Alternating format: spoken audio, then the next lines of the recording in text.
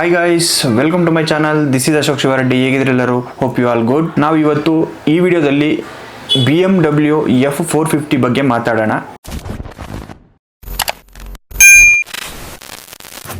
ಈ ಬೈಕ್ ಬಗ್ಗೆ ಮಾತಾಡೋಕ್ಕೆ ನಾನು ತುಂಬ ಎಕ್ಸೈಟೆಡ್ ಆಗಿದ್ದೀನಿ. ಯಾಕಂದರೆ ಫಸ್ಟ್ ಲುಕ್ಕಲ್ಲೇ ತುಂಬ ಇಂಪ್ರೆಷನ್ ಕೊಟ್ಟಿದ್ದು ಈ ಬೈಕು. ಯಾಕಂದರೆ ನಮ್ಮ ಸೆಗ್ಮೆಂಟಲ್ಲಿ ಬರ್ತಾ ಇದೆ.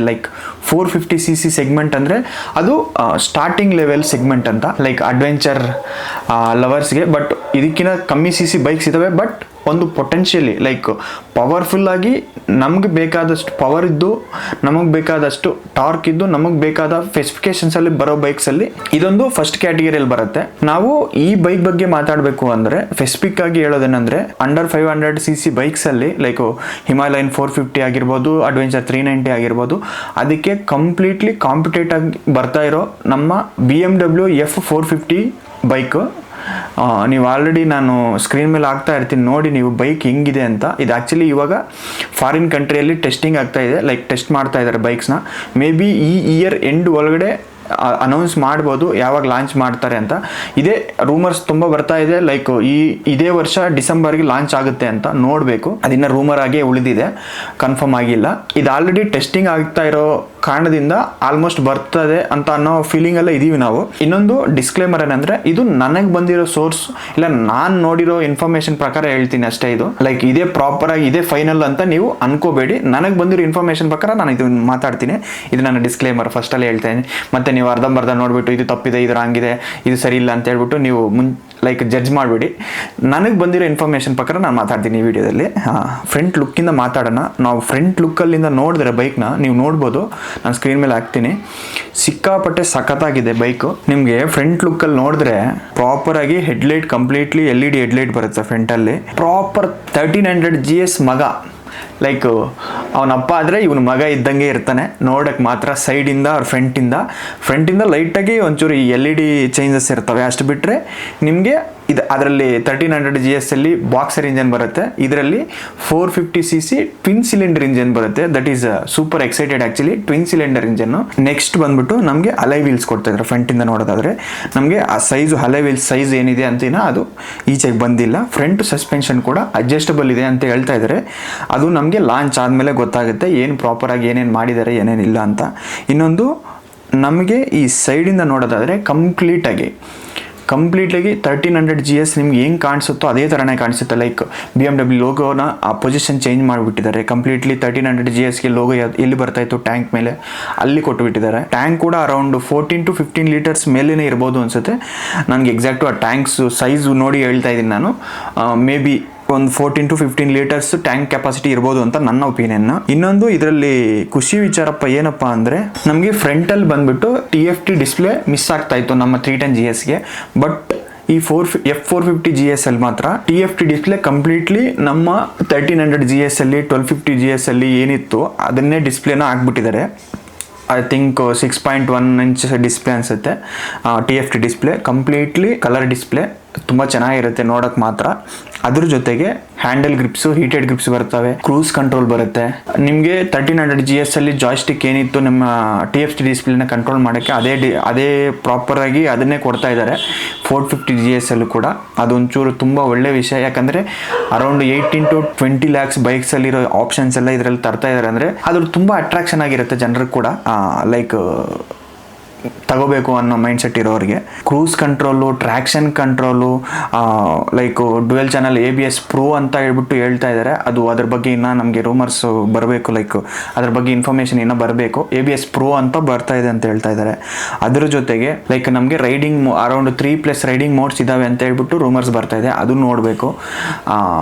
ಹೇಳ್ತಾ ಇಲ್ವಾ, ಈ 450 500cc ಬೈಕ್ಸಲ್ಲಿ ಬಿಗ್ಗರ್ ಕಾಂಪಿಟೇಷನ್ ಆಗುತ್ತೆ ನಮಗೆ. ಪ್ರೈಸು ಮೇಂಟೆನೆನ್ಸ್ ಪಕ್ಕಕ್ಕಿಟ್ರೆ ನಮಗೆ ಈ ಬೈಕು 450cc ಆರ್ 500cc ಒಳಗಡೆ ಇರೋ ಬೈಕ್ಸ್ಗೆ ಬಿಗ್ಗರ್ ಕಾಂಪಿಟೇಷನ್ ಕೊಡುತ್ತೆ ಮ್ಯಾನ್. ಸೀರಿಯಸ್ಲಿ ಇವ್ರು ಮೇಂಟೆನೆನ್ಸ್ ಒಂದು ಕಮ್ಮಿ ಮಾಡಿಬಿಟ್ಟು ಆ ಸೆಗ್ಮೆಂಟ್ ಬೈಕ್ಸ್ಗಳಲ್ಲಿ ಸರ್ವಿಸ್ ಮೇಂಟೆನೆನ್ಸ್ ಕಮ್ಮಿ ತಗೊಂಡ್ರೆ ಚಾರ್ಜಸ್ ಇದನ್ನು ಹೊಡೆಯೋ ಬೈಕೇ ಇಲ್ಲ ಅಂತ ನನ್ನ ಫೀಲಿಂಗು. ನೀವು ಇಂಜನ್ ಬಗ್ಗೆ ಮಾತಾಡ್ತೀನಿ, ಅದು ಮಾತಾಡಿದಾಗ ಅದ್ರ ಬಗ್ಗೆ ಇನ್ನು ಇನ್ ಡೀಟೇಲಾಗಿ ಮಾತಾಡೋಣ. ಕ್ವಿಕ್ ಶಿಫ್ಟರ್ ಕೊಡ್ತಾರೆ, ಹೇಳ್ತಾ ಇಲ್ವಾ, ಲೋಡೆಡ್ ಮಾಡ್ತಾ ಇದ್ದಾರೆ. ನಾವು ಈ 310cc ಬೈಕ್ಸ್ ಆರ್ 450cc ಬೈಕ್ಸಲ್ಲಿ ಈ ಫೀಚರ್ಸ್ ತುಂಬ ಕಮ್ಮಿ, ರೇರ್ ಕಾಣಿಸ್ತವೆ. ಸೀಟ್ ಹೈಟ್ ಏನಿದೆ ಎಕ್ಸಾಕ್ಟ್ ಅಂತ ಇನ್ನೂ ರೂಮರ್ಸ್ ಈಚೆ ಬಂದಿಲ್ಲ, ರೂಮರ್ಸ್ ಏನೂ ಇಲ್ಲ. ನಮ್ಮ ಬ್ಯಾಕ್ ಸೈಡಿಂದ ನೋಡೋದಾದರೆ ಇಂಡಿಕೇಟರ್ಸು ಸೇಮ್ ಇದೆ. 310GS ಅಲ್ಲಿ ಏನು ಇಂಡಿಕೇಟರ್ಸ್ ಇದಾವೆ ಅದೇ ಇಂಡಿಕೇಟರ್ಸ್ ಇದಾವೆ, ಇದಕ್ಕೇನು ಇಂಡಿಕೇಟರ್ಸ್ ಏನು ಚೇಂಜ್ ಮಾಡಿಲ್ಲ, same indicators. Back side tail light ಏನಿದೆ, ಬ್ರೇಕ್ ಲೈಟು, ಅದು ಕಂಪ್ಲೀಟ್ ಆಗಿ ನಮ್ಮ GS ತೆಗೆದು ಇದಕ್ಕೆ ಹಾಕ್ಬಿಟ್ಟಿದ್ದಾರೆ ಅಷ್ಟೇ, ಅದು ಎಕ್ಸ್ಟ್ರಾ ಏನು ಡಿಸೈನ್ ಮಾಡಿಲ್ಲ. 310GSಗೆ ಅವ್ರು ಕ್ಲೈಮ್ ಮಾಡ್ತಾ ಇದ್ದಿದ್ದು ಅರೌಂಡ್ 35 ಮೈಲೇಜ್, ಬಟ್ ಇದಕ್ಕೆ ಮಾತ್ರ 45 ಮೈಲೇಜ್ ಕ್ಲೈಮ್ ಮಾಡ್ತಾ ಇದ್ದಾರೆ. ಲೈಕ್ BMW ಕಡೆಯಿಂದ 45 ಮೈಲೇಜ್ನ ಕ್ಲೈಮ್ ಮಾಡ್ತಾ ಇದ್ದಾರೆ. ಬಟ್ ಅದು ಗ್ರೌಂಡ್ಗೆ ಇಳಿದು ಲೈಕ್ ರೋಡ್ಗೆ ಇಳಿದು ಮೈಲೇಜ್ ಚೆಕ್ ಮಾಡಿದಾಗ ಗೊತ್ತಾಗುತ್ತೆ ಪ್ರಾಪರಾಗಿ ಎಷ್ಟು ಬರ್ತಾ ಇದೆ ಅಂತ. ಇವಾಗ ನಾವು ಕೂಡ ಲೈಕ್ ಹೈಯರ್ RPM ರೇಂಜಲ್ಲಿ ನಮಗೆ 30 ಕೊಡೋದು ಕೂಡ ಒಂಚೂರು ಕಷ್ಟ ಇದೆ 310GS. ಬಟ್ ಇವರು ಹೇಳ್ತಾ ಇರೋದು 45 ಮೈಲೇಜ್ ಬರುತ್ತೆ ಅಂತ ಹೇಳ್ತಾ ಇದ್ದಾರೆ. ಅದ್ರ ಬಗ್ಗೆ ನಾವು ಗ್ರೌಂಡ್ ಲೆವೆಲಲ್ಲಿ ಇಳಿದ್ಬಿಟ್ಟು ಗಾಡಿ ಓಡಿಸಿದ್ರೆ ಮಾತ್ರ ಗೊತ್ತಾಗುತ್ತೆ, ಮುಂಚೆನೆ ನಾವು ಒಂದು ಕನ್ಕ್ಲೂಷನ್ಗೆ ಬರಬಾರ್ದು ಅಂತ. ಇಂಜನ್ ಬಗ್ಗೆ ಮಾತಾಡಬೇಕು ಇವಾಗ. 450cc 48 bhp power, 45 Nm torque. You can't imagine first second ಗೇರಲ್ಲಿ ಗಾಡಿ ಹೆಂಗೆ ಮೂವ್ ಆಗುತ್ತೆ ಅಂತ. ಹೇಳ್ತಾ ಇಲ್ವಾ, ನೀವು 450cc ರೇಂಜಲ್ಲಿರೋ ಬೈಕ್, ಇವಾಗ ಅಡ್ವೆಂಚರ್ 390 ಆಗಿರ್ಬೋದು, ಆ ಗಾಡಿ ಪ್ರಾಪರಾಗಿ ಯೂಸ್ ಮಾಡೋರು ಆಗಿದ್ರೆ ಲೈಕ್ ಅದ್ರ ಪವರ್ನ ನಿಮ್ಗೆ ಗೊತ್ತಾಗಿರುತ್ತೆ ಅದು ಹೆಂಗೆ ಮೂವ್ ಆಗುತ್ತೆ ಬೈಕು ಅಂತ. BMW ಬೈಕ್ಸ್ ಓಡಿಸಿರೋರು ಓಕೆ, ಬಟ್ BMW ಬೈಕ್ಸ್ ಓಡಿಸದೇ ಇರೋರು, ಲೈಕ್ BMW ನಾವಿನ್ನ ಓಡಿಸೇ ಇಲ್ಲ ಅಂತ ಇರೋರು, ಅದರ DNA ನೆಕ್ಸ್ಟ್ ಲೆವೆಲ್. ಇನ್ನೊಂದು 310cc ನಾನು ಓಡಿಸ್ತಾ ಇರೋ ಬೈಕ್ ಇದು ನಾರ್ಮಲ್ ಆಗಿ ಅನ್ಸುತ್ತೆ.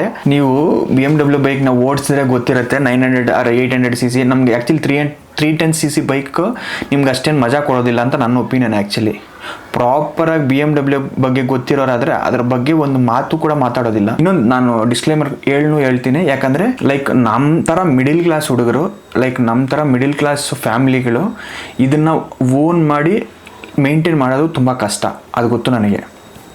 ಸರ್ವಿಸ್ ಮೇಂಟೆನೆನ್ಸ್ ಆಗಿರಲಿ, ಪಾರ್ಟ್ಸ್ ಆಗಿರಲಿ, ಲೈಕ್ ಏನೇ ಹೋದ್ರೂ BMW ಬೈಕ್ ಅಂದರೆ ಎಕ್ಸ್ಪೆನ್ಸಿವ್, ತುಂಬ ಎಕ್ಸ್ಪೆನ್ಸಿವ್, ಗೊತ್ತದೆ ನನಗೆ, ಅದು ಡಿಸ್ಕ್ಲೇಮರ್ ಇರುತ್ತೆ. ಬಟ್ ಆ ಪ್ರೈಸು, ಆ ಕಾಸ್ಟ್, ಮೇಂಟೆನೆನ್ಸ್ ಅವೆಲ್ಲ ಸೈಡ್ಗೆ ಇಟ್ಬಿಟ್ಟು ನೀವು ಪ್ರಾಪರ್ ಒಂದು ಅಡ್ವೆಂಚರ್ ಬೈಕ್ ಇಂಥೂಸಿಯಾಸ್ ಲೈಕ್ ಲವರ್ ಆಗಿ, ಇಲ್ಲ ಒಂದು ಪ್ರಾಪರ್ ಬೈಕ್ ಲವರ್ ಆಗಿದ್ದರೆ ಅದನ್ನು ಫೀಲ್ ಮಾಡ್ತೀರಾ ನೀವು. ನಾನು ಇವಾಗ 310GS ಓಡಿಸ್ತಾ ಇದ್ರೂ ಕೂಡ higher range like 900cc 850cc bikes ಓಡಿಸಿದ್ರೆ ಕಂಪ್ಲೀಟ್ಲಿ ಡಿಫ್ರೆಂಟ್ ಎಕ್ಸ್ಪೀರಿಯನ್ಸ್ ಇರುತ್ತೆ ನಿಮಗೆ BMW ಬೈಕ್ಸ್. ಬಟ್ ಪ್ರಾಪರಾಗಿ ಹೇಳಬೇಕು ಅಂದರೆ ಎಕ್ಸ್ಪೆನ್ಸಿವ್. ನಮ್ಮ ಮಿಡಿಲ್ ಕ್ಲಾಸ್ ಮೈಂಡ್ ಸೆಟ್ಟಲ್ಲಿ ಹೇಳಬೇಕು ಅಂದರೆ ಅದನ್ನು ಅಫೋರ್ಡ್ ಮಾಡೋಕ್ಕೆ ತುಂಬ ಕಷ್ಟ. ತಗೋಬೋದು, ಪ್ರಾಬ್ಲಮ್ ಇಲ್ಲ, ತಗೊಳ್ಳೋದು ತುಂಬ ಈಸಿ. ಬಟ್ ಅದನ್ನು ಹಂಗೆ ಮೇಂಟೈನ್ ಮಾಡೋದಿದೆ ನೋಡಿ. ತೊಗೋಬೇಕಾದ್ರೆ ಪ್ರಾಪರ್ ರಿಸರ್ಚ್ ಮಾಡೇ ತಗೊಳ್ಳಿ BMW ಬೈಕ್ಸ್ ತೊಗೋಬೇಕಂದ್ರೆ. ಲೈಕ್ ಆ ಬೈಕ್ಸ್ ಲುಕ್ಸ್ ಆಗಿರಲಿ, ರೋಡ್ ಪ್ರೆಸೆನ್ಸ್ ಆಗಿರಲಿ, ನನಗೆ ಗೊತ್ತಿರೋ ಮಟ್ಟಿಗೆ ತುಂಬ ರೇರ್ ಇದ್ದಾವೆ ಬೇರೆ ಬೈಕ್ಸ್ ರೋಡ್ ಪ್ರೆಸೆನ್ಸ್ ಕೊಡೋದು BMW ಬೈಕ್ಸ್ ಬಿಟ್ಟರೆ. ನಂದು 310GS ಲೈಕ್ 310cc ಬೈಕೇ ಆಗಿರ್ಬೋದು. ಪಕ್ಕದಲ್ಲಿ ಒಂದು ಹೋಂಡಾ ಬೈಕ್ ಹೋಗ್ತಾ ಇದೆ ಲೈಕ್ 500cc ಬೈಕು, ಅದು 7 lakhs ಸಮಥಿಂಗ್. ಫಸ್ಟ್ ನೋಡೋದು ನನ್ನ 310GSನೇ ನೋಡ್ತಾರೆ ಫಸ್ಟು, ಹೋಂಡಾ ಬೈಕ್ನಲ್ಲ. ಅದು 7 lakhs ಆಗಿರ್ಬೋದು, ಇದು 4.5 lakhs ಆಗಿರ್ಬೋದು. ಬಟ್ ಲುಕ್ಸ್ ವೈಸ್ ಮಾತ್ರ first BMW attraction next level ಇರುತ್ತೆ. ಈ 450cc ಎಕ್ಸಾಸ್ಟ್ ಕಂಪ್ಲೀಟ್ಲಿ ಚೇಂಜ್ ಮಾಡಿದ್ದಾರೆ, ತುಂಬ ಚೆನ್ನಾಗಿದೆ ನೋಡೋಕ್ಕೆ. ಆ್ಯಕ್ಚುಲಿ 310GS ಅಲ್ಲಿರೋ ಎಕ್ಸಾಸ್ಟು ಅಪಾಚಿ TVS ಅಪಾಚಿಯಲ್ಲಿರೋ ಎಕ್ಸಾಸ್ಟು ಸೇಮ್ ಇದೆ. ನನಗೆ ಅದೊಂಚೂರು ಡಿಸಪಾಯಿಂಟ್ ಅನ್ನಿಸ್ತು ಎಕ್ಸಾಸ್ಟು. 450GS ಅಲ್ಲಿರೋ ಎಕ್ಸಾಸ್ಟು ಕಂಪ್ಲೀಟ್ಲಿ ಚೇಂಜ್ ಮಾಡಿದರೆ ರೀಡಿಸೈನ್ ಆಗಿದೆ, ಲೈಕ್ ಡಿಸೈನ್ ಚೇಂಜ್ ಆಗಿದೆ, ತುಂಬ ಚೆನ್ನಾಗಿದೆ ನೋಡೋಕ್ಕೆ. ಯಾಕೆಂದರೆ ಟ್ವಿನ್ ಸಿಲಿಂಡರ್ ಇಂಜನ್, ಅದು ತುಂಬ ಚೆನ್ನಾಗಿರುತ್ತೆ ಸೌಂಡು ಕೇಳೋಕ್ಕಂತೂ. ನನಗೇನಾದರೂ ವೀಡಿಯೋ ಕ್ಲಿಪ್ ಸಿಕ್ಕಿದ್ರೆ ನಾನು ಹಾಕ್ತೀನಿ, ಕೇಳಿ. ನನಗಂತೂ ಆ ಟ್ವಿನ್ ಸಿಲಿಂಡರ್ ಇಂಜನ್ ಸೌಂಡ್ ಕೇಳಬೇಕಂದ್ರೆ ತುಂಬ ಇಷ್ಟ. ಲೈಕ್ ರಾಯಲ್ ಎನ್ಫೀಲ್ಡಲ್ಲಿ ಇರ್ಬೋದು, 650 ಕಾಂಟಿನೆಂಟಲ್ ಸೀರೀಸ್ ಇದೆಯಲ್ಲ ಆದರೂ ಆಗಿರ್ಬೋದು, ಇಲ್ಲ ವೆನಾಲೆ 500 ಇದೆಯಲ್ಲ,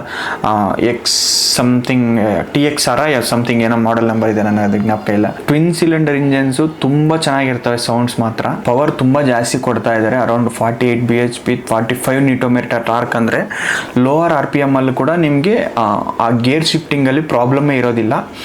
ಯಾಕಂದರೆ ಲೈಕ್ 45 Nm ಟಾರ್ಕ್ ಕೊಡೋದ್ರಿಂದ ನಿಮಗೆ ಲೋವರ್ RPM ಅಲ್ಲಿ ನಿಮಗೆ ಗೇರ್ ಶಿಫ್ಟಿಂಗ್ ಪ್ರಾಬ್ಲಮ್ಸು ತುಂಬ ಕಮ್ಮಿ ಇರ್ತವೆ. ಲೈಕ್ ನಮ್ಮ ಬೈಕಲ್ಲಾದರೆ ಗೇರ್ ಶಿಫ್ಟಿಂಗ್ದು ತುಂಬ ಪ್ರಾಬ್ಲಮ್ಸ್ ಇರ್ತವೆ, ಲೈಕ್ ಟ್ರಾಫಿಕಲ್ಲಿ ಹೋಗ್ಬೇಕಾದ್ರೆ. ಬಟ್ ನಿಮಗೆ ಈ ಪ್ರಾಬ್ಲಮ್ ಇರೋದಿಲ್ಲ. 450 GS ಅಲ್ಲಿ ಇಂಜನ್ ವೈಸು ತುಂಬ ಚೇಂಜಸ್ ಬರ್ತಾ ಇದೆ. ಲೈಕ್ 450 cc ಸೆಗ್ಮೆಂಟ್ಸಲ್ಲಿ ಏನೇನು ಬೈಕ್ಸ್ ಇದ್ದಾವೆ ಅದರಲ್ಲಿ ಇಲ್ಲದೇ ಇರೋ ಫ್ಯೂಚರ್ಸ್ ತುಂಬ ತಗೊಂಬರ್ತಾ ಇದ್ದಾರೆ ಈ 450 cc GS ಅಲ್ಲಿ.